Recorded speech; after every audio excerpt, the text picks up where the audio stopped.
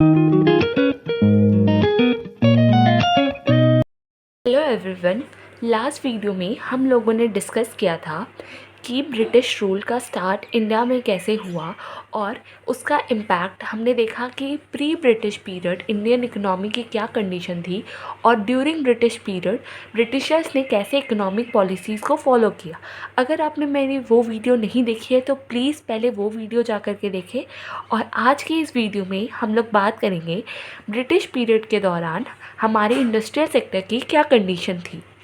तो industrial sector we all know कि हमने पिछले वीडियो में क्या डिस्कस किया था कि प्री ब्रिटिश पीरियड मतलब ब्रिटिशर्स के आने से पहले कौन से सेक्टर का डोमिनेंस था, एग्रीकल्चर सेक्टर का। मतलब ज़्यादातर लोग हमारे कहाँ एम्प्लॉयड थे, एग्रीकल्चर सेक्टर में।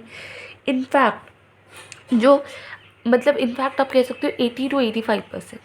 और लेकिन फिर भी हमारी कुछ ऐसी इंडस्ट्रियल गुड्स थी या कुछ ऐसी इंडस्ट्रीज़ थी जिनका वर्ल्ड वाइड रेपुटेशन था। मतलब काफ़ी ज़्यादा हम लोग फेमस थे अपनी हैंडीक्राफ्ट के लिए या जो हम रॉ मटेरियल यूज़ करते हैं उसके लिए।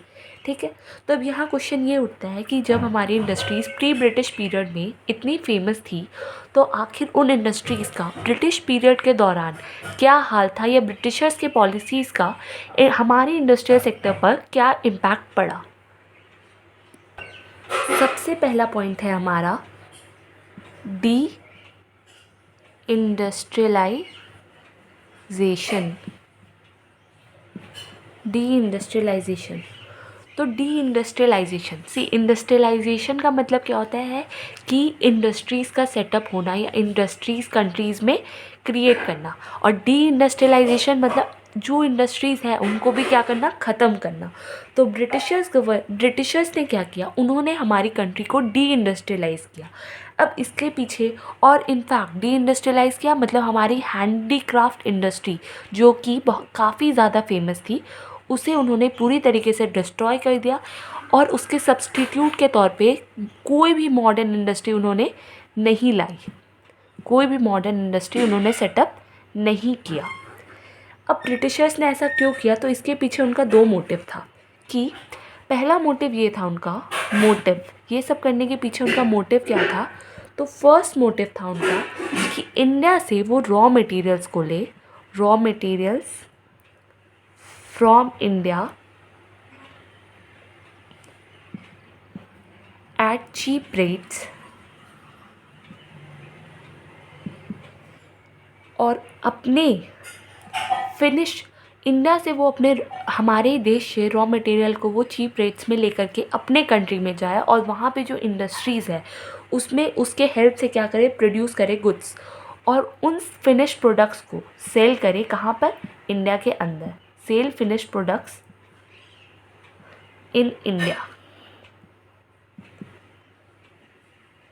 तो इस तरीके से ये दो पॉलिसीज़ कि रॉ मटेरियल को चीप रेट से इंडिया में एक्वायर करके ब्रिटिशर्स इंडस्ट्रीज़ के पास भेजना और उन फिनिश प्रोडक्ट्स को इंडिया में वापस से भेजना और उन्हें महंगे दामों पर बेचना, इस तरीके से उन्होंने सिस्टमैटिकली हमारी इंडस्ट्री को क्या किया, डी इंडस्ट्रियलाइज़ किया और पूरा का पूरा फ़ायदा किसे पहुंचाने की कोशिश की, अपने होम कंट्री यानी कि ब्रिटेन को। आई होप आपको डी इंडस्ट्रियलाइजेशन का पॉइंट क्लियर हो गया होगा। इसमें हमने ये पढ़ा कि प्री ब्रिटिश पीरियड में हमारी हैंडीक्राफ्ट इंडस्ट्रीज़ फेमस थी लेकिन ब्रिटिशर्स ने हमारी हैंडीक्राफ्ट इंडस्ट्रीज़ को धीरे धीरे डिस्ट्रॉय किया और ना ही कोई मॉडर्न इंडस्ट्री को सेटअप होने दिया। ऐसा उन्होंने सिर्फ इसलिए किया ताकि वो इंडिया से रॉ मटेरियल को एक्वायर कर सके चीप रेट्स में और उन्हें कहाँ भेज सके, अपने कंट्री में भेज सके ताकि वहाँ पर वो जो इंडस्ट्री सेटअप कर रहे थे उनको रॉ मटेरियल चीप रेट पे मिले और जो भी गुड्स वो प्रोड्यूस करें उन्हें वापस से इंडिया के अंदर बेचे एट हाई प्राइसेस। अब इस टॉपिक में हमारा नेक्स्ट पॉइंट है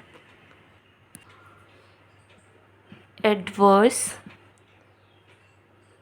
effects of decline of handicraft industry.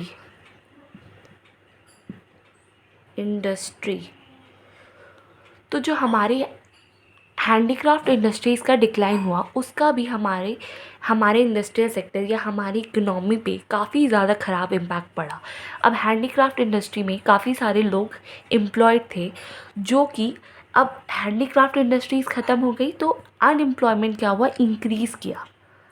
Unemployment क्या हुआ कि इंक्रीज़ किया। जो आर्टिशंस हैंडीक्राफ्ट इंडस्ट्रीज़ में एम्प्लॉयड थे, उन्हें मजबूरन एग्रीकल्चर सेक्टर में एम्प्लॉयमेंट लेना पड़ा और हमारी पॉपुलेशन का एग्रीकल्चर सेक्टर पर डिपेंडेंस और भी ज़्यादा बढ़ गया। फिर नेक्स्ट पॉइंट क्या है, इम्पोर्ट।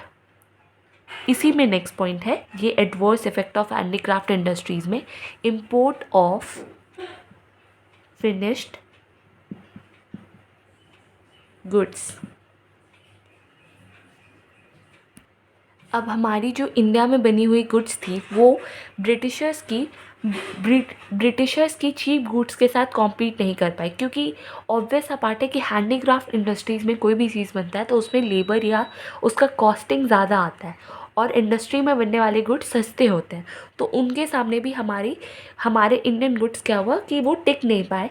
इस वजह से हमारा जो इम्पोर्ट है वो काफ़ी ज़्यादा क्या हो गया, बढ़ गया।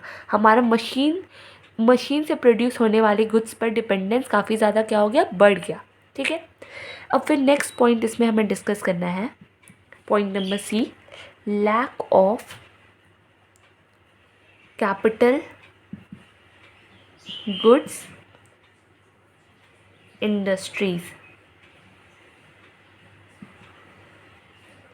तो कैपिटल गुड्स इंडस्ट्रीज़ का मतलब क्या होता है, मतलब होता है एक ऐसी इंडस्ट्री जो क्या करती है, प्रोड्यूस करती है, मशीन प्रोड्यूस करती है या ऐसे टूल्स प्रोड्यूस करती है जिनके मदद से हम करंट कंजम्पशन या फिर कंजम्पशन होने वाले गुड्स और सर्विसेज को क्या कर पाते हैं, प्रोड्यूस कर पाते हैं। एक सिंपल सा एग्जांपल है, जैसे एक मशीन है, वो क्या है, कैपिटल गुड्स है। क्यों ये कैपिटल गुड्स है, क्योंकि ये मशीन हमें क्या करेगी, कंजम्पशन होने वाले गुड्स, जैसे सपोज़ एग्जांपल के तौर पे बिस्किट के प्रोडक्शन में मदद करेगी। तो उस तरीके के गुड्स को जो किसी और कंजम्पशन होने वाले गुड्स के प्रोडक्शन में मदद करे, उसे हम क्या बोलते हैं, उसे हम बोलते हैं कैपिटल गुड्स। तो अगर जैसे किसी भी कंट्री को अगर अपने कंट्री में क्या करना है, इंडस्ट्रियलाइजेशन को बढ़ाना है, तो उसका सबसे पहला स्टेप क्या होना चाहिए, उस कंट्री में कैपिटल गुड्स इंडस्ट्रीज़ को सेटअप करनी चाहिए। क्यों, क्योंकि वही फिर आगे जाके मदद करेगी करंट कंजम्पशन या कंज्यूमर गुड्स के प्रोडक्शन में। लेकिन ब्रिटिश रूल में ब्रिटिशर्स ने कभी भी कैपिटल गुड्स इंडस्ट्रीज़ को प्रमोट नहीं किया, जिससे हम कभी भी इंडस्ट्रियलाइजेशन नहीं कर पाए। उन्होंने कभी भी प्रमोशन मतलब इन कैपिटल गुड्स इंडस्ट्री का प्रमोशन नहीं किया, क्योंकि वो हमेशा ये चाहते थे कि उनके कंट्री से जो भी कैपिटल गुड्स या हैवी इक्विपमेंट प्रोड्यूस हो रही है, उस पर हम हमेशा क्या रहे, डिपेंडेंट रहे। मतलब वो चाहते थे कि कैपिटल गुड्स के लिए हमेशा उन पर हमें डिपेंडेंट रहना पड़े। हमारा अगला पॉइंट है लो कंट्रीब्यूशन टू जीडीपी। जो हमारी न्यू इंडस्ट्रीज़ थी, जीडीपी क्या होता है, बेसिकली वो सारी चीज़ें जो गुड्स और सर्विसेज में हमारे, वो सारी चीज़ें मतलब या फिर गुड्स और सर्विसेज जो भी एक कंट्री के अंदर प्रोड्यूस हो रही है, उसके वैल्यू को हम लोग क्या बोलते हैं, जीडीपी। तो इंडस्ट्रियल सेक्टर जो हमारे कंट्री के अंदर आया भी, मतलब एक दो इंडस्ट्रीज़ जो हमारी कंट्री के अंदर सेटअप भी हुई, उनका जो कंट्रीब्यूशन था जीडीपी में वो क्या था, काफ़ी ज़्यादा लो था। नेक्स्ट पॉइंट है limited role of public sector.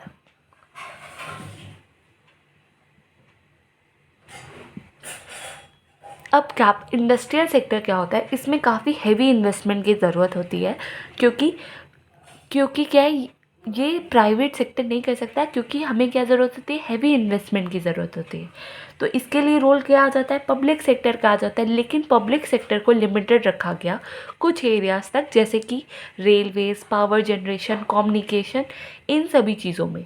तो इस वजह से जो भी हमने रीजंस पढ़ा, इन सभी रीजंस के वजह से हमारी इंडस्ट्रियल सेक्टर डेवलप नहीं कर पाई ड्यूरिंग ब्रिटिश रूल।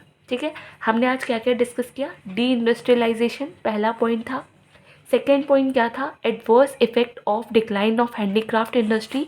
हमारा दूसरा पॉइंट था, हमारा तीसरा पॉइंट था lack of capital goods industries. हमारी कंट्री में कैपिटल गुड्स इंडस्ट्रीज़ नहीं थे।